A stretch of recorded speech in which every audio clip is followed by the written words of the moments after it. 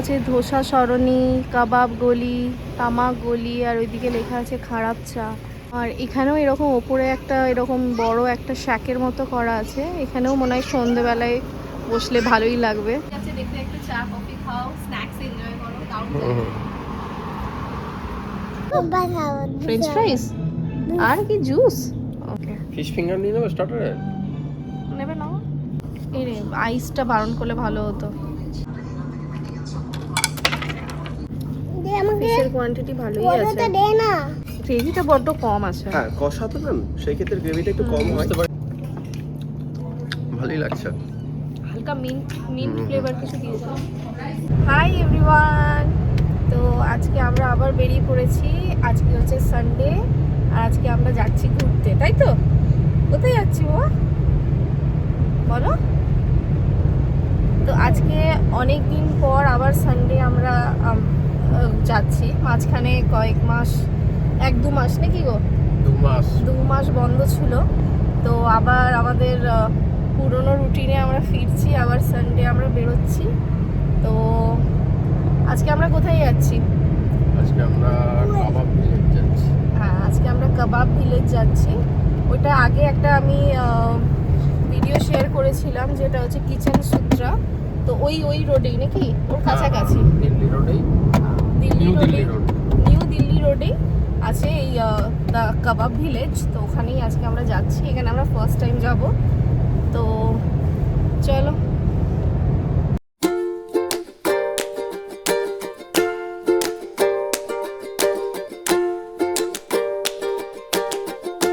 তো দেখতে দেখতেই আমরা পৌঁছে গেছি পালসির টোল ট্যাক্স। তো এবার আমাদের ডেস্টিনেশন হচ্ছে দ্য কাবাব ভিলেজ। তো আপনাদেরকে জানিয়ে দিই, এই কাবাব ভিলেজটা হচ্ছে গৌরাঙ্গপুরে, দিল্লি রোডে। তো আপনারা যারা কলকাতা থেকে আসছেন তাদের মোটামুটি 36 কিলোমিটার্সের মতো লাগবে। আপনারা ইজিলি এই ডেস্টিনেশনে পৌঁছে যেতে পারবেন। তো চলুন দেখে নিই। তো আমরা এসে গেছি কাবাব ভিলেজ।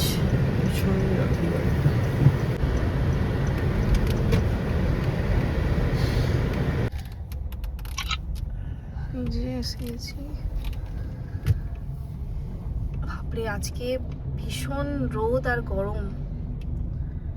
কাবাব ভিলেজ এটা কেন যাচ্ছ? তাহলে আমাকে বলো বকে। এই তো এসে গেছি। বলছি যা গরম, কোথায় বসবে দেখো। চলো দেখি এসি জায়গা আছে। এগুলো বাইরে আবার দেখো এরকম শ্যাকের মতো করা আছে।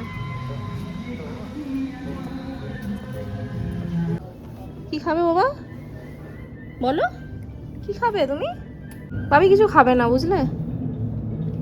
কি খাবে বলো? ফ্রেঞ্চ ফ্রাইস আর কি জুস। ওকে, ফিশ ফিঙ্গার নিয়ে নেবে স্টার্টারে? নেবে না? স্টার্টারে ওটা দিলে, আচ্ছা, আর একটা স্টিমড রাইস, একটা স্টিম রাইস, আর একটা মাটন কষা। স্টিম রাইস মাটন কষাটা স্পাইসি করবেন। করবো না? হ্যাঁ করবেন। রিপিট করতে বলে দিও একবার রিপিট একটা করে। ফ্রেঞ্চ ফ্রাই, একটা ফিশ ফিঙ্গার, স্টিম রাইস আর মটন কষা। এই কিছু কোল্ড ড্রিঙ্কস কিছু বলে খাবারটা দাও। আসুক। ঠিক আছে। এটা কে? কোনটা? এটা এটা এটা মা দুর্গা। এটা এটা হচ্ছে একটা মনস্টার।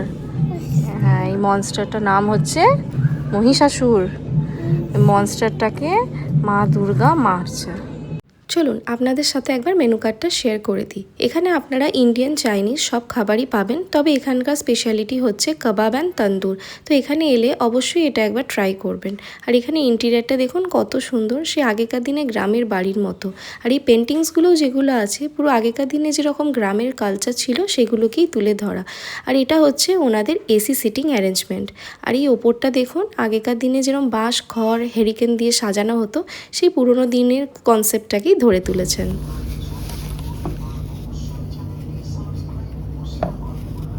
এই রে আইসটা বারণ করলে ভালো হতো না, ওটা তো আইস। আমি কেন আজ খাবো? একটু পরে খাবি বাবা। হ্যাঁ, আইস কিউবস গুলো বারণ করলে ভালো হতো। এগুলো টেম্পারেচারে থাকবে। বড় বড় কেন আলাদা? তুলে নিয়েছে। কি হয় ঠান্ডা খেলে বাবি? মুড়ি ঠান্ডা খেলে কি হয়? ঠান্ডা খেলে এখন খেও না, এখন ঠান্ডা। কেচাপ খাবে তুমি? এইখান থেকে নিয়ে খাও, এইটা থেকে নিয়ে খাও, এটা থেকে নাও। ভালো?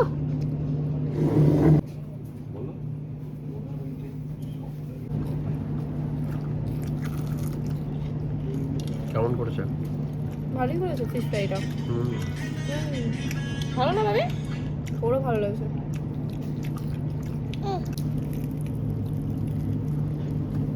দে আমাকে ফিশের কোয়ান্টিটি ভালোই ওটা আছে। তো দে না। ঠিক আছে, এটা রাইস, মানে এটা প্লেন রাইস আছে। আর এটা এটা কি নিয়েছো? মাটন কষা? কষা। এটা মাটন কষা। ভালো করেছে।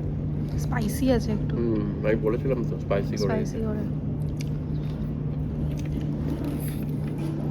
মাটন গ্রেভিটা খুব কম তো ডাল লাগবে। একটু ডাল লাগবে, গ্রেভিটা খুবই কম দিচ্ছে। অল্প দেবে না? ঠিক আছে। বাস বাস, হ্যাঁ মাটনে দিই না? হ্যাঁ দিন। হ্যাঁ দিয়েই দিন।